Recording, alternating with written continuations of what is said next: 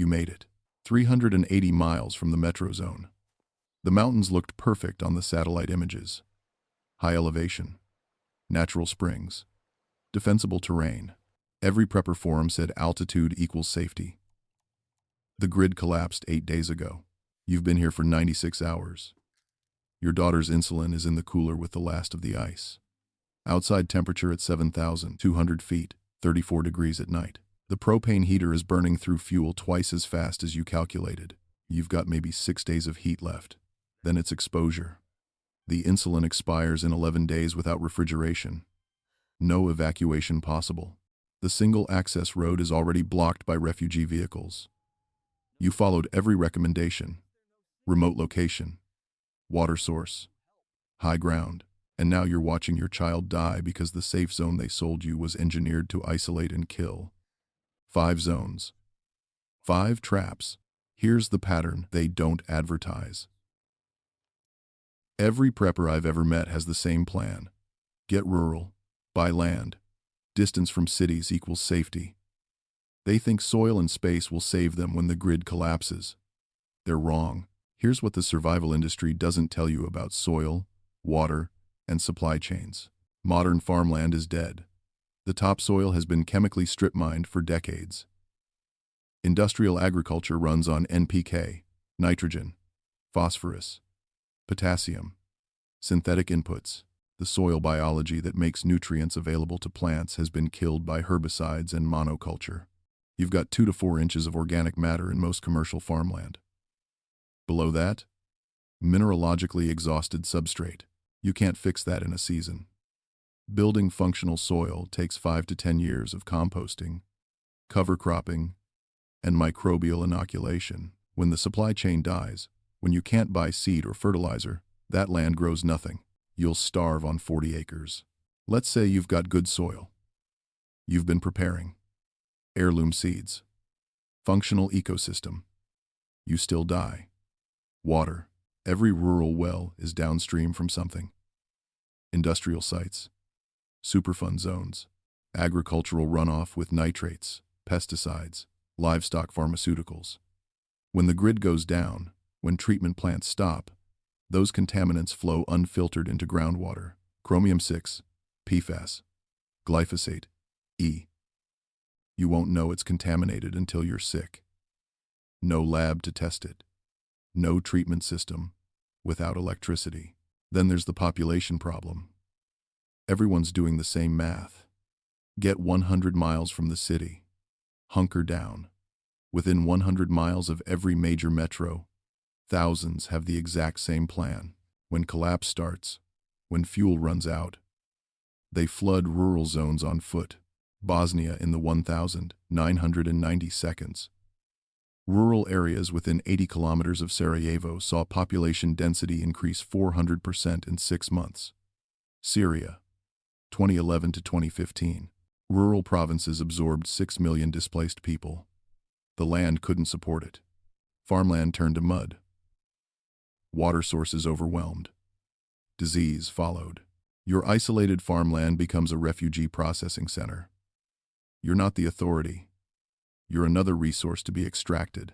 Why do survival experts keep pushing this? Because it's predictable. Governments know where rural refugees concentrate. Population control becomes easier. Bottleneck the roads. Control supply drops. Monitor known zones. You thought you were escaping. You were following the script they wrote. Coastal cities with ports. The survival experts love this one. Trade access. Fishing. Naval evacuation routes. Sounds perfect. Wrong. You're building your refuge in a nuclear target with zero escape. Military targeting doctrine is public. Every strategic port in the United States is pre-targeted.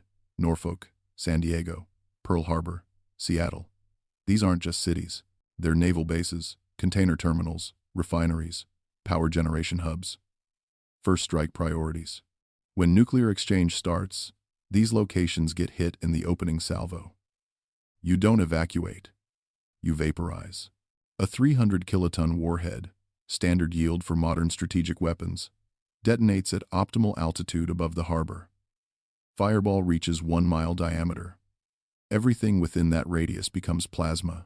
Thermal pulse ignites fires 5 miles out. Third-degree burns on exposed skin at 8 miles. Blast wave crushes concrete within 3 miles. Then, the electromagnetic pulse. Every electronic device within 50 miles dies. Cars, phones, medical equipment. You're not driving out. You're not calling for help. Fallout follows. The detonation pulls vaporized debris into the mushroom cloud. That debris is radioactive. It falls back following wind patterns and ocean currents. Prevailing winds blow west to east.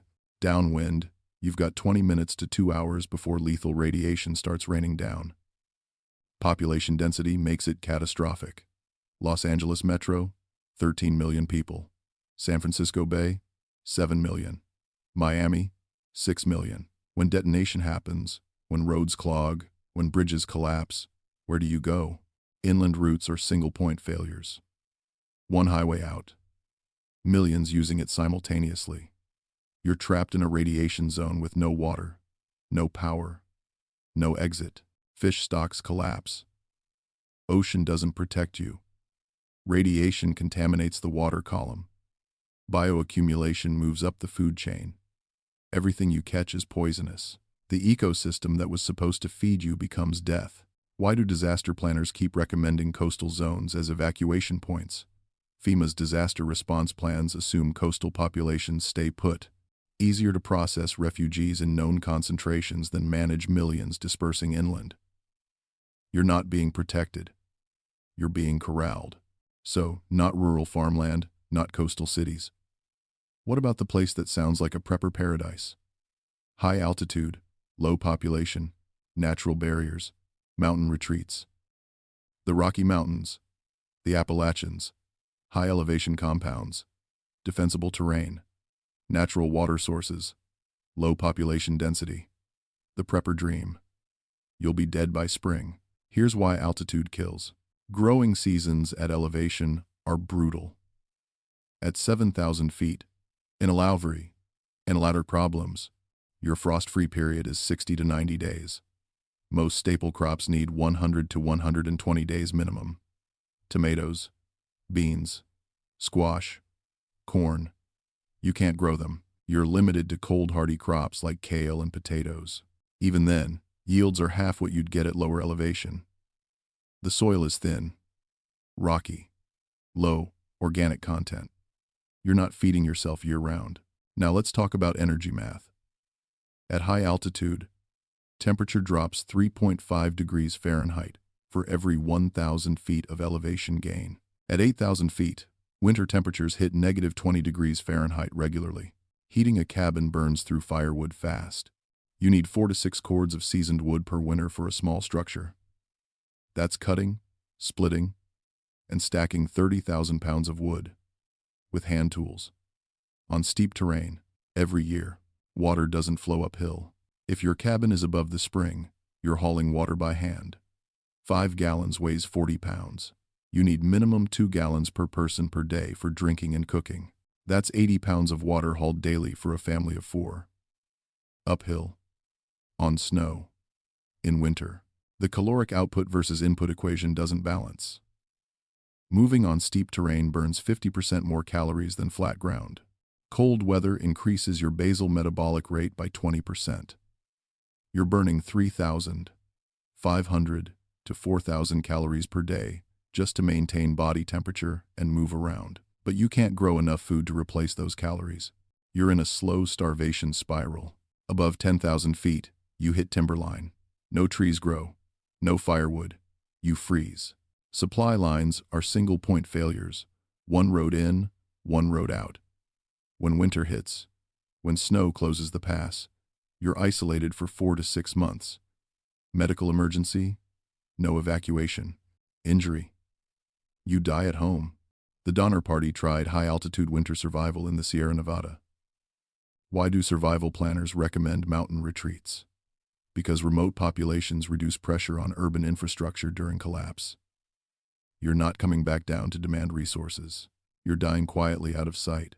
So not flat farmland, not coastal targets, not mountain isolation. What about the middle ground? The place most Americans already live? Suburbs. Single-family homes. Two-car garages. Quarter-acre lots. The American dream. It feels safe because it's familiar. It's comfortable. It's normal.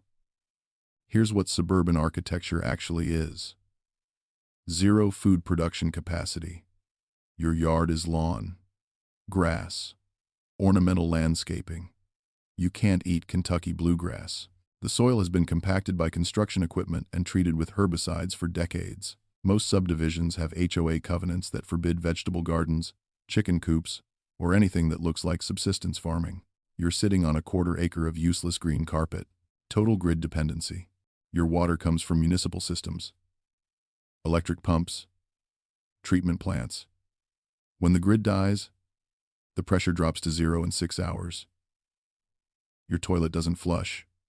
Your faucet runs dry. You've got maybe 40 gallons in your water heater. That's 4 days for one person if you ration. Heating and cooling run on natural gas or electricity. Pipeline infrastructure requires compression stations every 50 to 100 miles. Those stations need power. When the grid fails, gas pressure drops. Your furnace goes cold. Summer heat or winter freeze, you're exposed in a wood frame box with fiberglass insulation.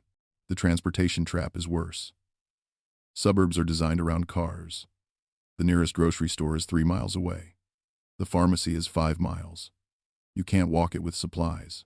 The roads are wide, winding, designed for vehicles.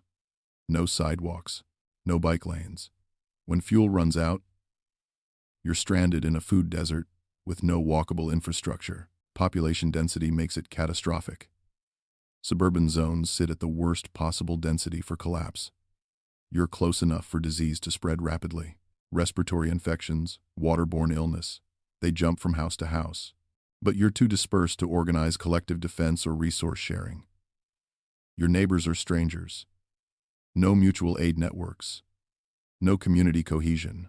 Post-Katrina New Orleans proved this. Suburban neighborhoods saw faster mortality rates than urban cores. Why? Urban residents could walk to aid stations. They knew their neighbors. They shared resources. Suburban evacuees were isolated in car-dependent sprawl with no community structure. When the cars stopped, they died. This isn't accidental. Post-World War II suburban design was engineered to atomize communities. FHA redlining policies deliberately separated populations. The Levittown model prioritized nuclear family isolation over community resilience. The real estate industry needs suburban sprawl. Mortgages, property values, collapse-resistant communities don't generate recurring revenue. You're not living in safety. You're living in engineered dependency. All right, one safe zone left. The one that sounds absolutely bulletproof. Underground bunkers. Surely that's safe. Underground. Concrete. Steel doors. Air filtration systems. Reinforced walls. The billionaire solution. Total isolation. Supplies for years. Impervious to radiation, blast, and chaos. Wrong. You just locked yourself in a coffin with a timer. Here's what a sealed environment actually does. It kills you slowly through system failure and physics you can't negotiate with. Ventilation is a single-point failure. Your bunker has HEPA filters, activated carbon scrubbers, and powered air circulation. Those filters clog particulate matter from outside, dust from inside. Biological contamination. Replacement filters have a shelf life. The pre-filters need changing every 3 to 6 months under normal conditions. During a nuclear event, fallout clogs them in weeks. When the filters fail, you're breathing unfiltered air. When the power fails, the fans stop. You're in a sealed box with no air exchange. Oxygen consumption math doesn't lie. An adult human consumes approximately 550 liters of oxygen per day. That's about 20 cubic meters of air. CO2 production is roughly 450 liters per day. In a sealed space, at 1,000 parts per million, you get drowsiness. Above 40,000 parts per million, you're unconscious in minutes. A bunker housing 4 people in 500 cubic meters of space hits dangerous CO2 levels in 48 hours without active scrubbing. Your ventilation system isn't optional. It's life support, and it will fail. Water table infiltration is inevitable. Groundwater seeps through concrete at a rate of 0.1 to 0.5 gallons per square foot per year through microcracks. Your bunker walls develop hairline fractures from settling, freeze-thaw cycles, and hydrostatic pressure. Over months, water accumulates. Mold grows. Structural integrity degrades.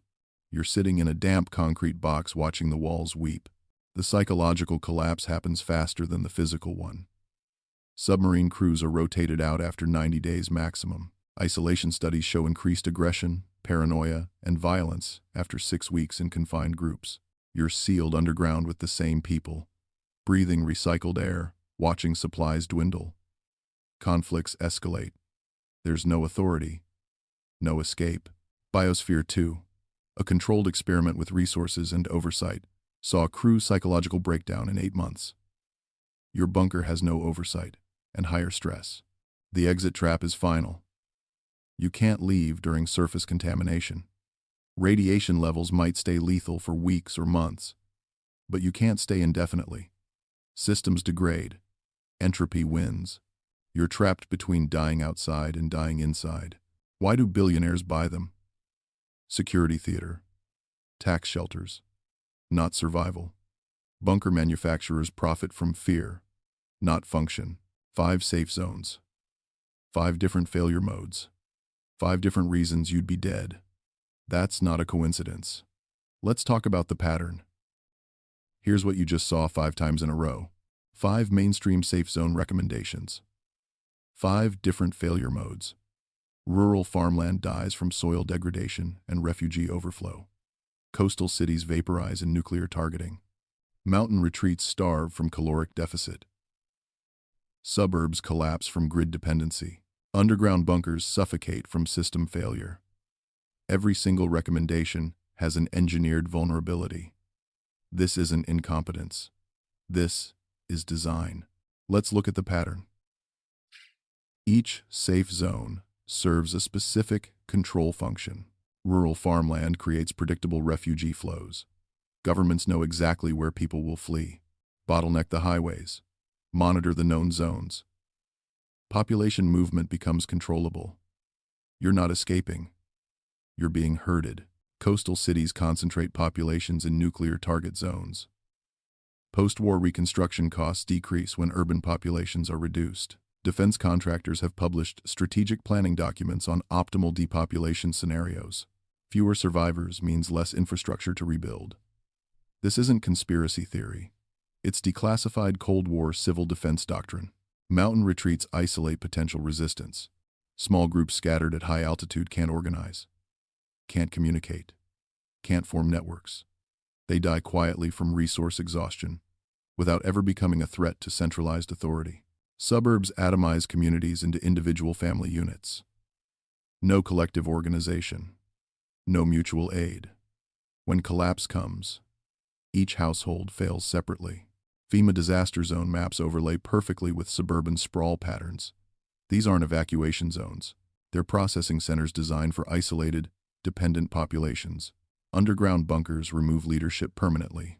The wealthy, the prepared, the ones with resources and skills, they seal themselves away. When they emerge, if they emerge, the surface population has already been controlled or eliminated. Bunker manufacturers market survival. They're selling removal from the resistance pool. The meta-conspiracy isn't hidden. Safe zone advice serves 3 simultaneous functions: population control through predictable concentration, economic extraction through survival, industry revenue, political neutralization through isolation and separation. Who benefits? Defense contractors reduce post-war reconstruction budgets through strategic depopulation. The survival industry generates billions selling gear, courses, bunkers, and supplies that won't save you. Government agencies need populations in known locations for processing and control. Cold War civil defense pamphlets deliberately gave bad advice. Declassified documents from the 1,950 seconds and 60 seconds Show planners knew duck and cover wouldn't save you from a nuclear blast. The advice was designed to keep populations calm and stationary, make them feel prepared while keeping them exactly where they could be managed. The real conspiracy is simple. Good survival geography makes you ungovernable. Self-sufficient communities with real resilience don't need government aid, don't generate revenue, don't stay in controllable zones. That's why the advice you're given is designed to kill you. So if every mainstream safe zone is a trap, what actually works? Let's talk about real survival geography. The survival industry isn't selling you safety. They're selling you dependency. And there's a reason good geographic advice will never be mainstream. Economic incentives tell the whole story. Industries need repeat customers. A person who finds a genuinely resilient location makes a one-time decision. They settle, they build, they're done. No recurring revenue. But a person stuck in a vulnerable zone keeps buying solutions, relocation supplies, upgraded gear, new plans. Every failure generates another purchase cycle. The survival industry revenue model requires your location to fail eventually. Look at the numbers. The preparedness market is worth $11 billion annually in the United States. Books, courses, freeze-dried food, tactical gear, bunker construction. That revenue stream depends on people feeling prepared while remaining fundamentally vulnerable. A genuinely safe location would collapse this market. You'd need initial supplies, then maintenance. That's it. No growth, no expansion, no quarterly earnings increase. Political control incentives run parallel. Governments need predictable population distribution during collapse. Dispersed, self-sufficient communities are ungovernable. They don't need federal aid, don't accept authority, don't stay in processing centers. But populations concentrated in known safe zones can be managed. Roads can be bottlenecked, supply drops controlled, movement monitored. Every mainstream recommendation pushes you toward locations where you can be found, counted, and controlled. The information exists. Military strategic planning documents detail optimal survival geography. Intelligence agencies have modeled collapse scenarios. Academic research on community resilience is published in journals nobody reads. The truth isn't classified. It's just buried under commercial noise. Information warfare works through omission, not suppression. Mainstream media amplifies profitable advice because survival companies buy advertising. Books that sell fear and gear get promoted. Authors who promise simple solutions get platforms. Real resilience advice, the kind that makes you independent permanently, gets no marketing budget, no Super Bowl commercials, no influencer partnerships. Follow the money. Defense contractors publish strategic planning documents on post-war reconstruction. Lower survivor counts, reduce infrastructure costs. The math is public. Survival industry companies generate billions from ongoing crisis anxiety. Revenue requires customers who stay anxious, stay vulnerable, stay buying. Government agencies budget disaster response based on populations remaining in predictable zones. This isn't conspiracy. It's incentive alignment. Nobody needs to coordinate if the economic and political structures all benefit from the same outcome. Bad advice dominates because good advice threatens too many revenue streams. The pattern you saw in those 5 safe zones isn't accidental. It's systematic, profitable, and designed to keep you exactly where they need you. So here's what actually works. Not easy, not comfortable, but real. Real survival geography isn't about finding safety. It's about building resilience. And the principles are simpler than the industry wants you to believe. Resource intersection, not isolation. You need water, arable land, fuel sources, and community within walkable radius. Not remote. Strategically positioned between resources. A town with a river, farmland, timber, and 5,000 people beats isolated rural property every time. Specialization requires population, medicine, mechanics, agriculture, construction.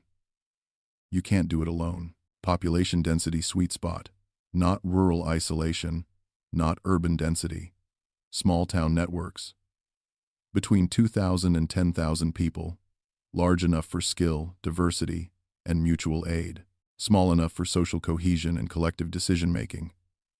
Communities where people know each other, where reputation matters, where cooperation isn't optional.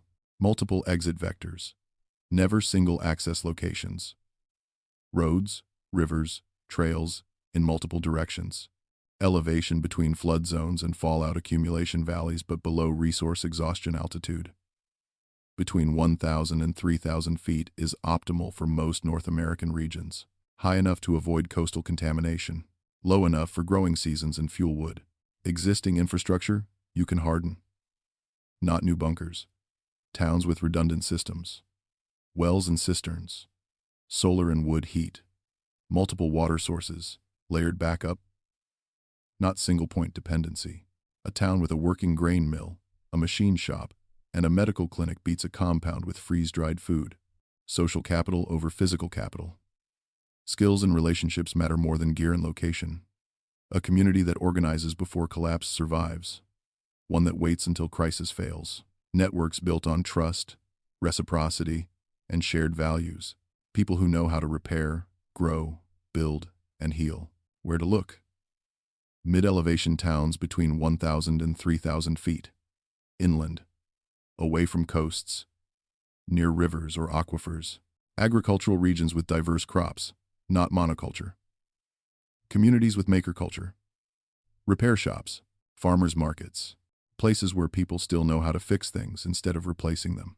Geography is necessary, not sufficient. The best location fails without community. Physics and logistics define the boundaries. Social trust fills the space between. You're not looking for a safe zone. You're looking for a place where resilience can be built collectively, where the failure modes have multiple backups, where people survived before the grid existed and can do it again. The 5 mainstream safe zones fail because they're designed to isolate, concentrate, and control. Real survival geography does the opposite. It disperses. It connects. Drop your location principles in the comments. Share this. The more who understand the pattern, the harder we are to control. Geography doesn't negotiate. Physics doesn't take bribes.